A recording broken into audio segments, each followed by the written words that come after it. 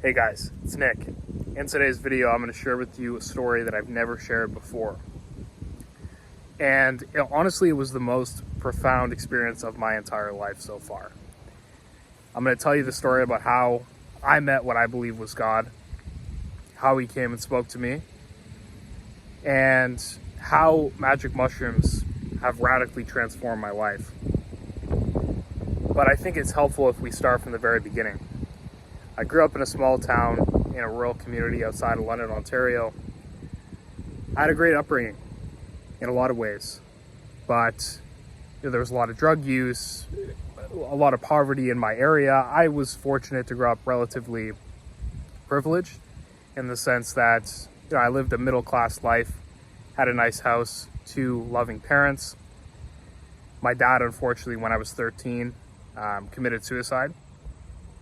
Which was obviously very hard for me and very unexpected.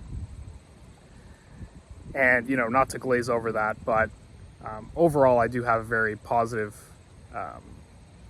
outlook on my childhood.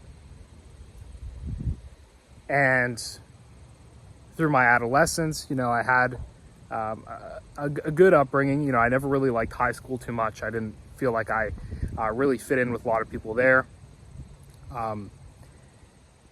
I felt like, I always had a vision of kind of leaving my hometown and exploring the world and wanting to do bigger things than just what was around me. My father was a tradesman. He had his own business. It was never something that particularly interested me. I always wanted to, build a company or leave an impact on the world. At that time, I was less business-minded than I am now. But now I really see my purpose that's been consolidated through this experience as building a business that can change the world, and using the funds from that business to help people as well. But more on that later. So after my dad passed away, I did enter into a pretty, you could say, edgy phase of my adolescence where my identity kind of rapidly changed. I went from being this popular kid in public school to somewhat being an outcast in high school. Because it was a small town, obviously word got around very quickly. And whether it was in my own head or not, it kind of isolated me socially. And I always just had different interests, I feel like, than a lot of the people I was going to school with. So, I more or less kept to myself. Now, fast forward to university, I'm 19. I decided to move to Ottawa, capital of Canada, to pursue international relations. I was going to become a big shot international lawyer. Decided that wasn't the path for me, and started doing entrepreneurship in my second year of university. I started with doing content marketing for local businesses. I would run their social media, create content for their social media, and I would basically manage everything for them. And, had some success with that and really found a passion for entrepreneurship and really forging my own path and being able to live on my own terms, right? Which is always something that was super important to me. I've always been kind of a freedom-seeking individual, and more than just the money, but really just the freedom that the business allowed me. I didn't have to work a 9-to-5 job. I remember when I quit my job at Chipotle to go all in on this content business, and it was one of the happiest moments of my life when I signed my first client. And it really did transform my perspective in terms of what was possible at that time, even though I had very marginal success in the grand scheme of things running that little business I had on the side while I was in university.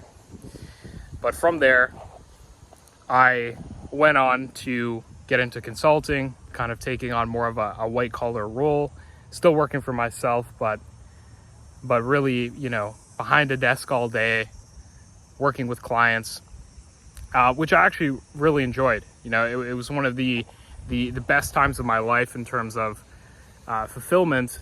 But I got to a point where I just felt stagnant, and I felt like I was doing the same thing, and that largely my results in life were going to be dependent on other people, that I was going to have to depend on my clients in the sense that if they don't do their part of the bargain, then I don't make money, and I won't be able to have the impact that I want to have. So I kind of had an existential crisis, near the end of university. School was wrapping up, and this is January of this year, and I just graduated, and I really felt lost. I didn't know what I wanted to do with my life. I knew I wanted to have this impact. I knew I wanted to help people, and I knew I wanted to make a lot of money so I could fund that impact. But I didn't know what direction to go. And this was right around the time, February of this year, where I actually got into a pretty bad snowmobiling accident where I broke both of my hands. And I was actually unable to use my hands, both my hands, for just over 3 months. So imagine, you move home, you're living in your grandma's basement because my mom sold her house after my dad passed away, so we moved in with my grandparents, my grandma. And I go from kind of living this hotshot lifestyle as a consultant to just feeling the most empty that I really ever have in a long time. And, not knowing what the path was, not knowing what to do next. And I remember just laying in my grandma's basement with 2 broken hands, with my girlfriend living with me, who was still living with me at the time, and just feeling like an absolute failure. Just feeling the most defeated and the most depressed that I ever have in my life. And I genuinely am a very mentally stable person. I don't have a wide spectrum of emotions, but I just felt really beat up at this time in my life. And fast forward a couple of months, I decide that I need to make a change. I need to reprogram my mind. And I had this intention going into it that I need to reprogram my subconscious mind. I kind of got more interested in like hypnosis and mental reprogramming. And I'm going to get into some ways of how I've been experimenting with that myself and how that's been a great help for myself. And I would recommend it to anyone who's struggling with these issues. But what I decided to do in May of this year, 2025, is that I decided to book a trip to Peru. I'm a big traveler. When I was in university, I went to Brazil, Costa Rica, with some of the money that I had made, as a consultant and doing content for businesses. But I had never done a solo trip, right? This would be my first solo trip ever. So I decided to go for it. My girlfriend has a remote job, but she didn't want to risk it with the time zones and the shaky internet. So I decided, I'm just going to go by myself. 7 days, I flew into Cusco, Peru. And those 7 days were some of the most blissful that I had ever had in my life. I met a ton of great people while I was there, had an amazing experience. It's truly a beautiful country. And I love nature, I love landscapes and enjoying the nature that is there. It's truly a special place. Well, while I was there, I decided that, hey, there's these ayahuasca retreats and there's these psychedelic experiences. And I had never delved into psychedelics whatsoever. When I was a teenager, I think I did like half a gram of mushrooms one time, but never really felt any effect from it. And, I had smoked cannabis for years, so I was kind of familiar with the culture and the effects and stuff like that, but it was never something that I'd actually tried myself. So what I decided to do was like, hey, you know what? I got a few more days left of my trip here. Let's just try it. Let's just see what happens. And I just fully let go. And on my way back from this town that I hired a private driver to go to, which was Ollantaytambo, which is a beautiful little town in Peru. Truly incredible, ancient Mayan ruins, or Inca ruins rather. Truly incredible place, very special and quite spiritual for the Incas. And I remember on my way back, we stopped in the town of Pisac, which is an amazing little town as well, where I grabbed a gram of mushrooms, right? And they were quite strong. Usually a gram of mushrooms is a relatively mild dose. A lot of people will take 2 grams, sometimes a bit more. to feel the full effects. But from only a gram of mushrooms, I was able to have the most life-changing and profound experience of my life, which I'm going to tell you in the next few minutes here. So I got back, I was staying at a tiny cabin in this spot called La Pacha, which is close to Pisac. Amazing spot. One of the most beautiful landscapes I've ever seen in my life. If you want to see some photos as well, you can follow me on my Instagram at Nick Nantes. You can see some of the content that I made while I was there. Truly beautiful place. And I was talking to my Airbnb host, and she was actually a former banker who gave me some insight into, the banking industry and all the corruption that she had witnessed and all of the injustice. And, it really confirmed a lot of kind of my beliefs about that as well. But in any case, staying in this tiny cabin in La Pacha, overlooking the Inca Mountains, amazing place. And it was all alone, and I decided, hey, this is a great time. Let's take the mushrooms. So I took the mushrooms. Within an hour or two, I was feeling the full effects, and I was feeling them quite strongly. I was getting visual effects. It kind of felt like my vision. There was swirly kind of colors and stuff like that, which are pretty stereotypical of the mushroom trip experience. But I remember when they started to take full effect, I was sitting in the cabin by myself, and it was coming into the evening time. I was enjoying the experience, a very positive, blissful experience, even at this stage. And I remember laying down in this bunk bed. I laid down on the lower half of the bunk bed, and I looked up at the bunk bed, and there was this plywood, right, with these water stains on the plywood. And I even have a picture of it that I might be able to put in this video, or if you're curious, I can send it to you. Basically, on the plywood, even when I was sober, I noticed that there was this kind of cross-like watermark on the plywood, right? It looked just like a crucifix, and you could almost see Jesus's outline, his head at the top of the crucifix. It was very interesting. And I started to have these thoughts enter my head as I was being enveloped in this experience. And one of the thoughts that I had was like, what is real? What is God?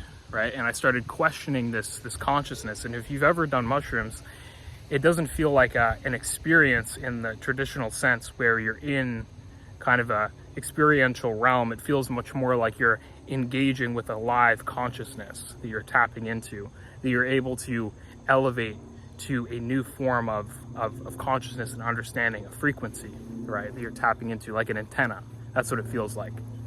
And I remember when I was having this experience, I was asking it these very open-ended questions, these very deep questions about life. I didn't want to taint the experience or kind of wear rose-colored glasses going into the experience. I wanted to keep a very open mind. And I've always been kind of a spiritual person in the sense that I always believed that God was real. But I was always going back and forth like, what religion is real? Is religion corrupted? Is it just used as a tool to control people, right? And I was kind of leaning more towards Islam before going to the trip. So I didn't have any kind of Christian bias going into it. I also grew up secular as well, so I didn't have any religious upbringing. But when I was asking questions about the nature of God to this consciousness under the influence of this psilocybin mushroom, I was getting very interesting visuals that would manifest before my eyes, kind of on this plywood above my head as I was laying down, right? And I would see kind of what would resemble kind of like a Inca type god, right? Like a local spirit that, which is called, El Valle Sagrado, the sacred valley, right? Where I was staying. So it's a very spiritual place where a lot of people come for these kind of healing rituals. And I remember asking it, are you God? And the first visuals that I got were that it was showing me kind of this Inca type spirit, which looked kind of like a ghost, right? Almost like a demon, but I wasn't scared. It looked like a kind of a demon with a face. but there was no fear at all. It was very blissful. And I saw this deer as well come with its antlers and stand up on its 2 feet, which was very interesting to me. But then I remember afterwards, I remember asking it, are you God? Are you Allah? Are you Jesus? Right? And I remember when I asked whether it was Jesus or not, that I got this overwhelming chill down my spine, right? That was almost indescribable. It was so powerful when I had asked whether it was Jesus or not. And this crucifix began to illuminate, right, in the visuals on this plywood. And it looked like basically a ghost of Jesus Christ, with this kind of mist around him, right? Kind of like he was showing himself to me. And there was like this cloud behind the crucifix with an outline of his face, very recognizable, right? I knew instantly that it was Jesus. And what I felt at the time that he was presenting himself to me, because I was asking for help, I was asking for guidance. And under the influence of these mushrooms, I was able to, in some sense, communicate at a higher level with this divine being, which I believe to be Jesus Christ. And I remember feeling his suffering. And it almost makes me emotional now, because at the time, I was going through a lot, you know. And I just remember seeing him on the cross and feeling that suffering. I felt this very deep sense of empathy that I feel like I had been desensitized to. You know, studying international relations, you kind of start to look at people more as, you know, political capital, right? And I felt this deep sense of empathy for people, and also for Jesus in this moment, for all the suffering that he went through during that time.